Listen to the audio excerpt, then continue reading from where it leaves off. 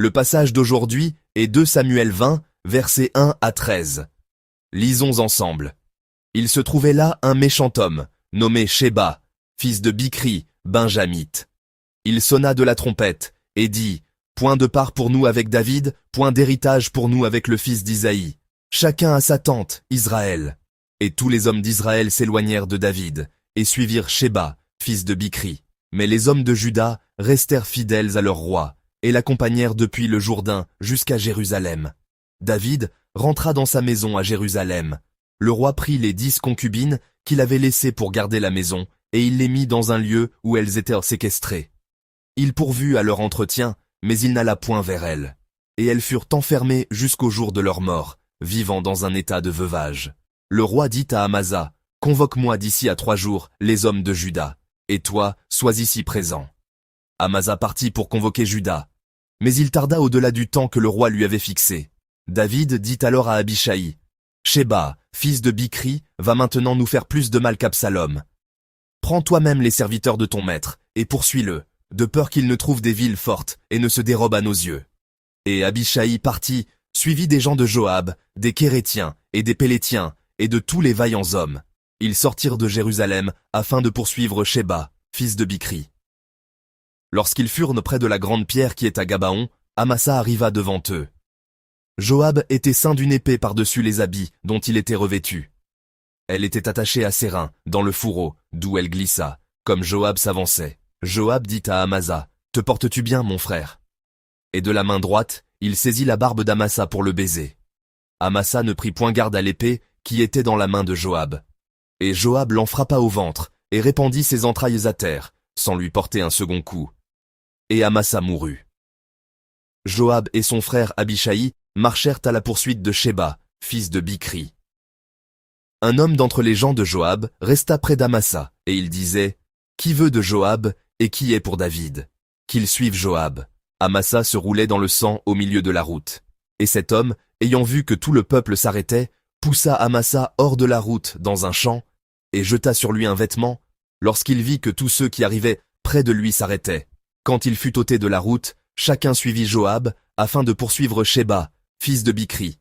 Amen. Le verset 1 de notre passage d'aujourd'hui commence par cette expression. Il se trouvait là. Il se trouvait là. Mais où donc? À la fin du message d'hier, nous avons vu que la révolte d'Absalom s'était terminée avec sa mort. Maintenant, David avait traversé le Jourdain et revenait vers Jérusalem. Quand il eut passé le Jourdain et fut arrivé à Gilgal, il y avait la tribu de Juda, qui voulait être reconnue pour avoir ramené le roi. Et il y avait aussi les 10 tribus, qui s'étaient senties mises à l'écart et qui s'avançaient avec colère.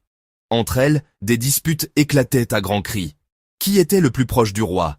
Qui avait rendu le plus grand service? C'est pour cela qu'elles se querellaient. À première vue, tous semblaient agir pour la communauté et pour le roi. Mais en réalité, chacun se battait pour sa propre part, pour savoir quelle place lui reviendrait. Il se trouvait là, à Gilgal, dans ce lieu égoïste. Au milieu de cette brèche, un homme se tenait là. Et le verset 1 continue ainsi. Il se trouvait là, un méchant homme, nommé Sheba. Ici, le mot « méchant homme » ne désigne pas simplement quelqu'un au caractère rude ou violent. En anglais, on dirait un « troublemaker », un fauteur de troubles, quelqu'un qui provoque des problèmes. Dans la langue originale, le mot est « Bélial ». Il signifie un homme sans valeur, inutile. C'est ce Sheba qui apparaît dans le passage d'aujourd'hui. Il n'avait pas de solution constructive. Il n'avançait pas avec un cœur rempli d'amour pour le pays ou avec un sens de la justice. Il était seulement un opportuniste du mal. Il utilisait la colère des autres comme moteur et son seul but était de détruire la communauté. Sheba ne manque pas le mouvement instable de l'opinion du peuple. Il sonne de la trompette et attire les regards de tous. Quand les regards sont tournés vers lui, il commence à crier « Nous n'avons pas de part avec David. Nous n'avons pas d'héritage à recevoir du fils d'Isaïe. » C'est ainsi qu'il déclare et qu'il pousse les gens à la révolte. À cause de cette seule parole de provocation, vraiment sans valeur, les 10 tribus d'Israël qui venaient jusque-là accueillir le roi tournent le dos au roi et commencent à suivre cet homme, Sheba. Là où la grâce disparaît, il ne reste plus que des calculs égoïstes. Et quand ces calculs égoïstes remplissent le cœur, la communauté se déchire en un instant. Voilà le contexte dans lequel commence notre passage aujourd'hui. Et David, revenu à Jérusalem, regarde cette situation avec un cœur compliqué. Pour reprendre en main ce désordre, il joue alors une carte très audacieuse. Il établit Amasa comme chef de l'armée. Qui est Amasa? Jusqu'à peu de temps auparavant, il se tenait comme chef de l'armée du rebelle Absalom. Autrement dit, Amasa était l'homme qui avait dirigé son épée vers le cœur même de David.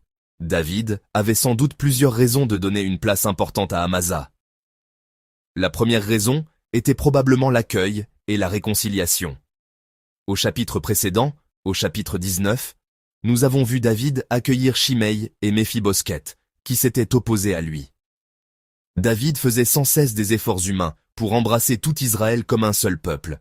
En accueillant même les personnes qui étaient au cœur de la rébellion, il voulait apaiser le cœur du peuple. La deuxième raison était la vigilance. Joab avait ignoré son ordre et avait tué Absalom, le fils que David aimait. David voulait contenir ce général Joab, devenu impossible à maîtriser. C'est avec ces deux pensées dans le cœur qu'aujourd'hui David établit Amasa comme chef de l'armée. Au verset 5, nous voyons cet ordre. David établit Amasa et lui ordonne de rassembler l'armée en 3 jours. Mais la Bible nous montre qu'Amasa ne parvient pas à rassembler les soldats dans le délai fixé. Il prend du retard. D'une certaine manière, c'était une chose prévisible. Le chef ennemi d'hier se présente aujourd'hui comme le commandant. Quel homme de Juda aurait pu s'en réjouir et le suivre aussitôt? Il fallait du temps pour franchir le mur de la méfiance et rassembler un peuple dispersé. En 3 jours seulement, il était difficile de changer le regard des gens. Hier, c'était un rebelle.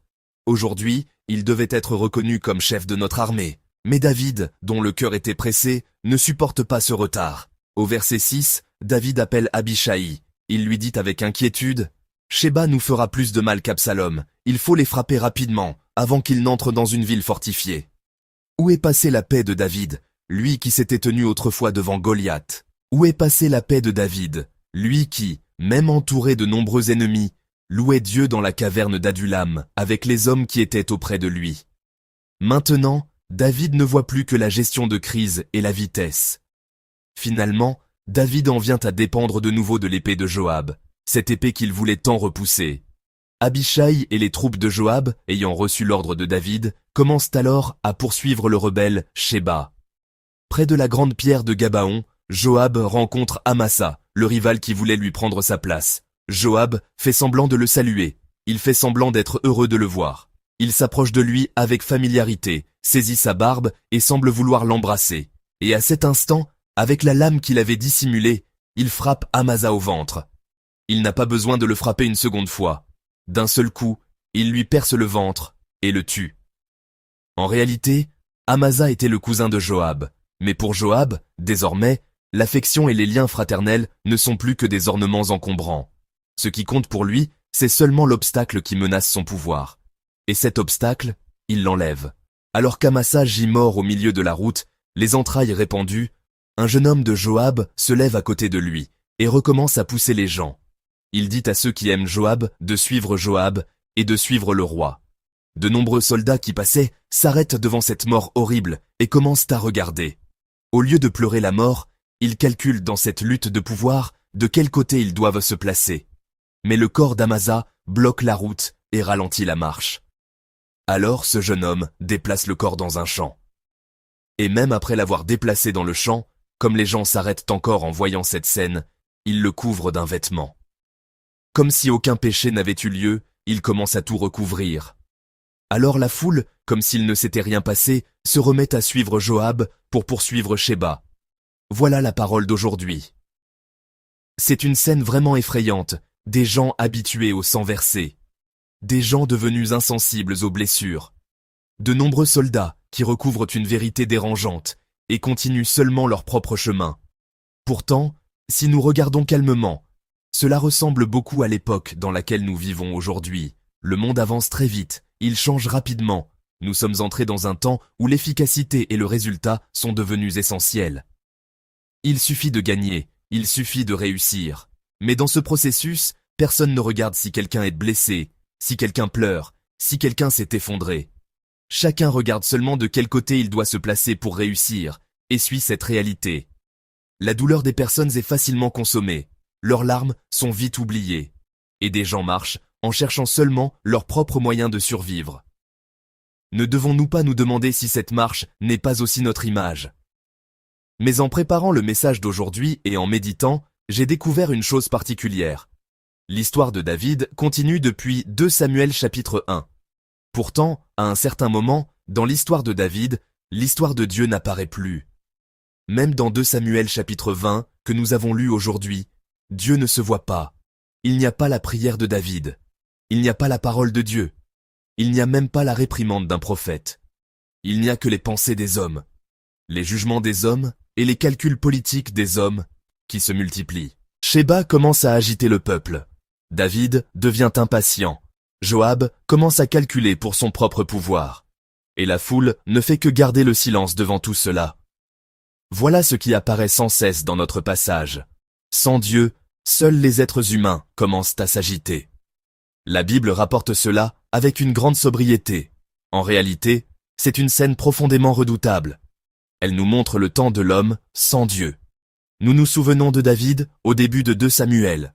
Quand tout Israël fait monter David sur le trône, quand tout le monde acclame que David doit devenir roi, David prie.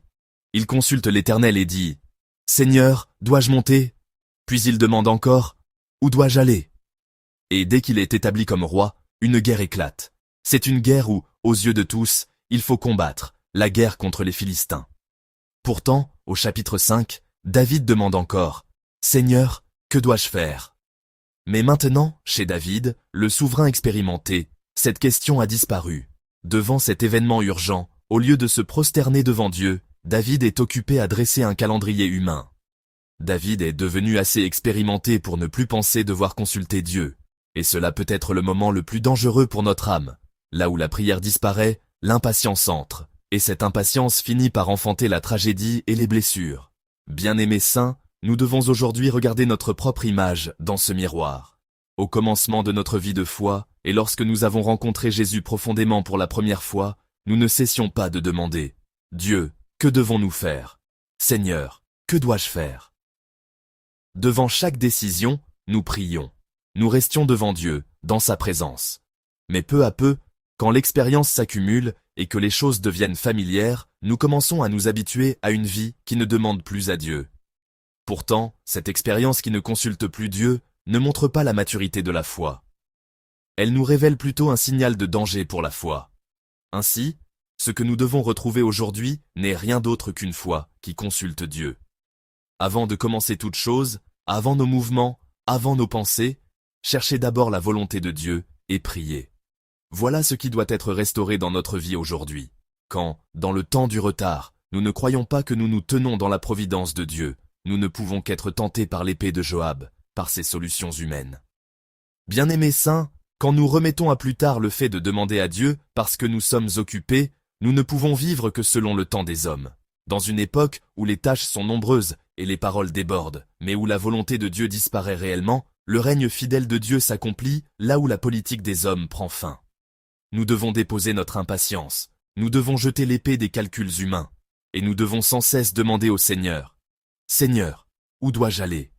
Seigneur, quel chemin dois-je prendre ? Seigneur, dans cette situation, où est la volonté de Dieu ?»